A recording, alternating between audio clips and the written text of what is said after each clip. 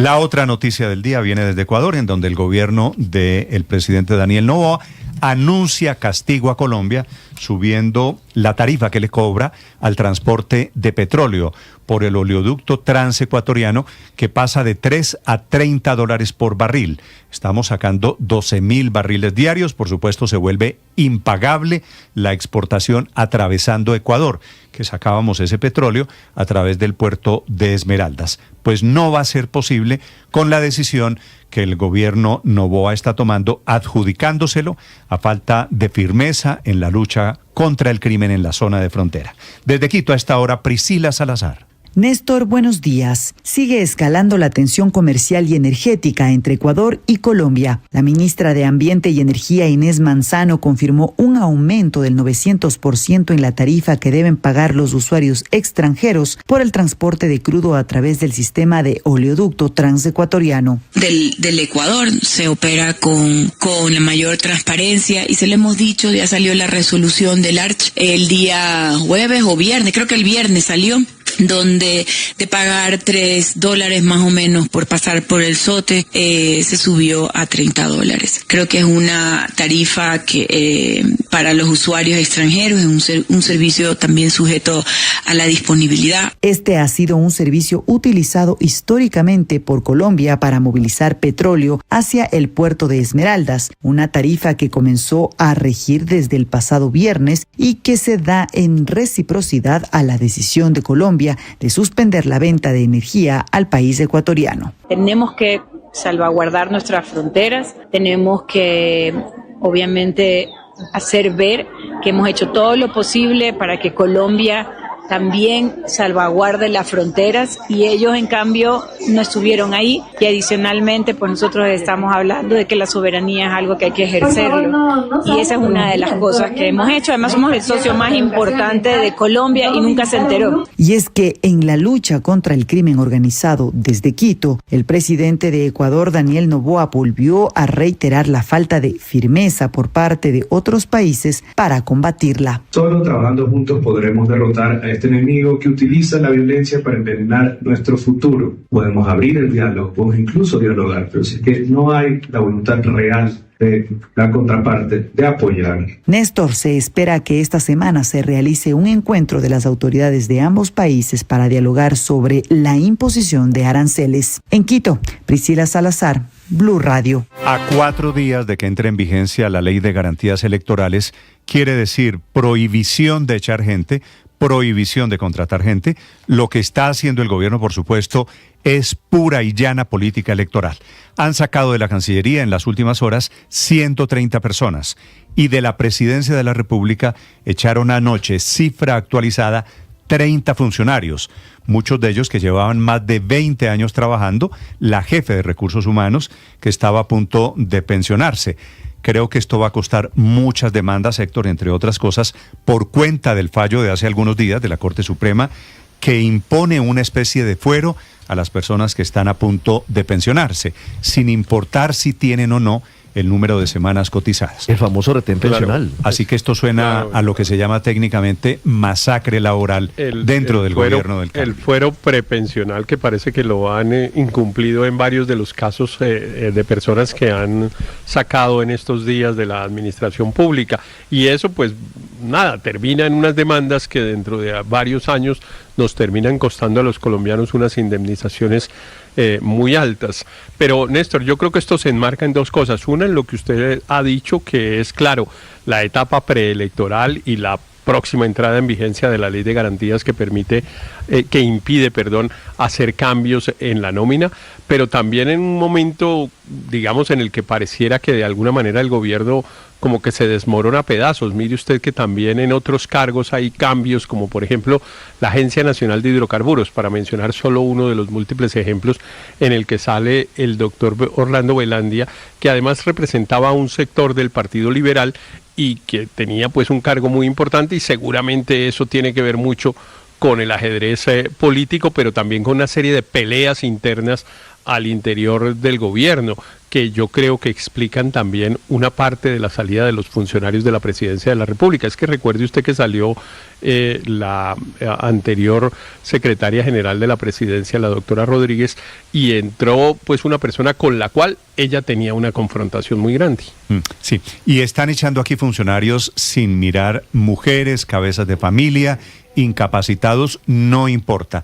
Necesitamos el puesto y esto tiene que ser ya. Y a la gente la están sacando de mala manera. Sacaron, entre otras cosas, yo creo que usted lo conoce, Héctor, a Julio Riaño, que era una de esas leyendas en el mundo de la diplomacia, embajador de carrera, de la carrera diplomática, claro, embajador en 8 países diferentes, un hombre muy, muy veterano que había sido jefe de protocolo en la Cancillería.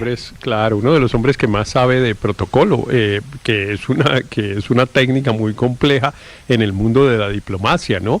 Donde se paran los presidentes, cómo se toma la foto, cuál es el código de vestimenta, bueno, una serie de circunstancias que son muy detalladas y muy complejas en ese mundo, y el doctor Julio Riaño pues era un hombre que la sabía hacer perfectamente, pero además con una, ¿qué digo yo? Como con una facilidad y con una delicadeza, era la palabra que estaba buscando, porque claro que eso pues genera a veces dificultades, pues decirle a un presidente, córrase un poquito porque ahí no se puede hacer, sino que es más allá, o no se siente en esta silla sino en la otra, pues es una cosa que requiere pues una gran delicadeza, repito la palabra, y el doctor Riaño realmente era una persona que además se hacía querer mucho. ¿El Ministerio de Trabajo puede hacer algo? El mundo, padre, el Ministerio de Yo Trabajo. le pregunto porque pues el Ministerio de Trabajo, al contrario, el Ministerio de Trabajo está contratando 1.000 funcionarios nuevos. Es que el gobierno... Porque para eso existe el Ministerio de Trabajo y en muchas ocasiones ha defendido a los trabajadores. El gobierno en pleno impúdicamente está actuando en modo preelectoral, está buscando puestos para acomodar a sus cuotas y posicionarse de cara a las elecciones. La noticia se la resumo, 160 despidos en las últimas horas, sumando los de la Cancillería, más los de anoche de la Presidencia de la República. Pero por supuesto son muchos más, porque la operación Escoba se está dando, tiene que darse antes de que termine este mes de enero. ¿Por qué? Porque el 31 de enero entramos a 4 meses de las elecciones presidenciales y entrará en vigencia la Ley de Garantías Electorales, que es el blindaje para no tocar la nómina y para no contratar con fines electorales. Con un poquito de impudicia, si me permiten mi opinión, el gobierno está dedicado a barrer para poner a los suyos. Son las 6 de la mañana, 23 minutos. Javier Segura. Hola Néstor, buenos días. Son al menos 30 funcionarios del DAPRE los que han sido declarados insubsistentes por Nora Janet Mondragón, recién designada como directora administrativa de la Presidencia de la República. El DAPRE ya publicó las resoluciones, entre ellas la de Luz Dali Cruz, quien hasta ayer fue jefe de Recursos Humanos y quien llevaba 25 años en la Casa de Nariño y estaba próxima a pensionarse. Esto pese a que contaba con el fuero especial que protege a este tipo de despidos. Estoy hablando de la Ley 909/2004 que protege a servidores públicos que les faltan 3 años o menos para pensionarse, especialmente frente a reestructuraciones o provisión de cargos, obligando al Estado a reubicarlos para que no pierdan ese derecho. Recordemos que la Corte Suprema de Justicia amplió recientemente este derecho a los trabajadores privados que están en la misma situación. El despido masivo de funcionarios ya lo hemos visto en otras dependencias como la Cancillería, en donde al menos 130 personas han salido de esa entidad en las últimas 6 semanas. El caso más reciente corresponde al del embajador de Colombia en Turquía, Julio Aníbal Riaño, para muchos el decano de la diplomacia en Colombia, es funcionario de carrera desde 1974. Esa embajada en Turquía, el gobierno Petro se la dio a Jennifer Edilma Parra, que no tiene experiencia diplomática. Estas decisiones se producen pese a que el pasado 9 de enero, Néstor, se emitió una circular externa dirigida a ministros y directores de departamentos administrativos en la que se ordenaba abstenerse de realizar despidos justamente en este periodo. Del DAPRE han salido declarados insubsistentes funcionarios claramente identificados como madres, cabeza de hogar, personas con licencia de incapacidad, trabajadores sindicalizados, conductores, camareros y hasta el jefe de prensa de la entidad. Estamos hablando de Yuri Calderón.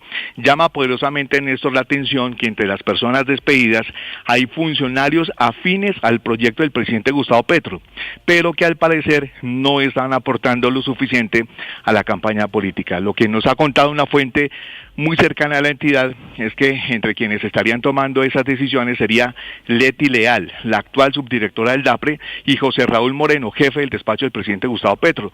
Decisiones que no por casualidad coinciden con la acelerada contratación estatal en el gobierno Petro a 4 días de la entrada en vigencia de esta ley de garantías.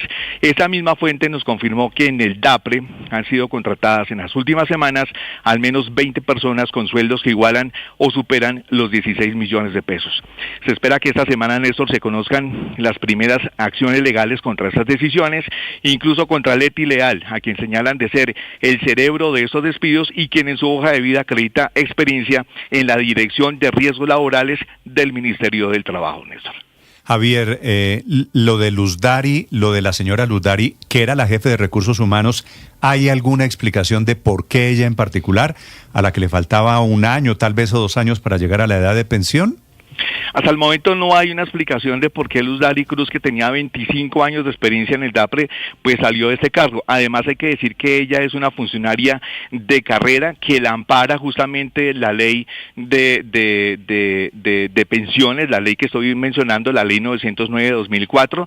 Simplemente dice el DAPRE que estas personas salieron porque sus cargos son de provisionalidad, es decir, son de libre elección y de remoción, y por eso ellos tomaron la decisión de sacar en las últimas horas a esos 30 funcionarios del DAPRE. Luzdari Cruz, gracias. Ahora, sí, el argumento de que son de libre nombramiento y remoción no tiene absolutamente nada que ver. Según el fallo de la Corte Constitucional de hace apenas semanas, Héctor, son intocables, claro, si están a punto, si están en ese fuero prepensional, que es de lo que se trata al final todo esto. Claro, esa es una regla que incluso es vieja, claro, la Corte Suprema de Justicia la reforzó e incluso la amplió, como usted lo dice, Néstor, hace apenas unas semanas, y pues es muy raro que el gobierno no lo tenga en cuenta. Ahora, puede ser posible que, digamos, haya alguna otra condición, porque realmente me parece un poco absurdo pensar que alguien puede tomar una decisión tan abiertamente ilegal, sabiendo que además después va a costar, y probablemente le cueste incluso al funcionario que firma la decisión por vía de la acción de repetición, ¿no? Sí, es de esas cosas que usted dice, es imposible que hagan lo que están haciendo, pero lo están haciendo. Ya en segundos me están escribiendo personas de las despedidas anoche en la Presidencia de la República. 6:28 minutos. Ahora, padre, a su pregunta. Sí, claro. ¿El Ministerio de Trabajo? Bien, gracias. ¿Usted no cree que va a ayudar? No creo, no. Estoy seguro que el Ministerio de Trabajo protege a todos los trabajadores de empresas privadas. Abre investigaciones enseguida. Cuando hay abusos, yo he celebrado eso. Cuando hay abusos de esto dentro del gobierno. Está buena la ironía de Alberto hoy, porque claro que no, él pregunta haciéndose el serio. No, por Dios. No, pues obviamente sí, no, pues es un chiste, pero pues bueno, formalmente debería intervenir el ministerio, pero desgraciadamente no lo va a hacer. Pero yo creo, Néstor, que en el caso particular de la presidencia hay que tener en cuenta esto que señalamos antes, que es esa pelea interna, la salida de la doctora Angie, es que se llamaba, ¿no? Sí, señora. Angie Rodríguez. Sí, Angie Rodríguez, y el nombramiento de la nueva directora del Departamento Administrativo de la Presidencia de la República, que entre otras cosas tiene por ahí un ruido en su nombre, ¿no? Apareció por ahí en alguna parte, pues como enredada en alguna cosa. Yo creo que eso está muy explicado por semejante pelea, bueno, que es muy preocupante porque es en los pasillos de la Presidencia de la República y en la oficina inmediatamente siguiente a la del presidente de la República. Obviamente la pregunta que tendrán que responder en algún momento si es orden directa del presidente, porque el presidente aparentemente había dicho todo lo contrario a estos empleados, a estos funcionarios hace algunos días.